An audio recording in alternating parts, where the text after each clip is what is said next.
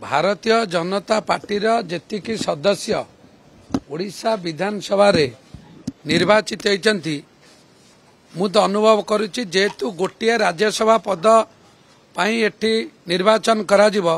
भारतीय जनता पार्टीर जितिबा निश्चिंत से कहार समर्थन आवश्यकता पड़िबो नाही एवं जहाँ राज्य राजनीतिर परिस्थिति मु भावुची अनकंटेस्ट हवाटा निश्चिंत भाव हम कहीं बाचस्पति निर्वाचन उपबाचस्पति निर्वाचन कौन सी विरोधी दल ना विजु जनता दल ना जातीय कांग्रेस से भारतीय जनता पार्टी सह निर्वाचन रे अवतीर्ण होई नथिले सेही परिप्रेक्षी मु राजनीतिक परिस्थिति देख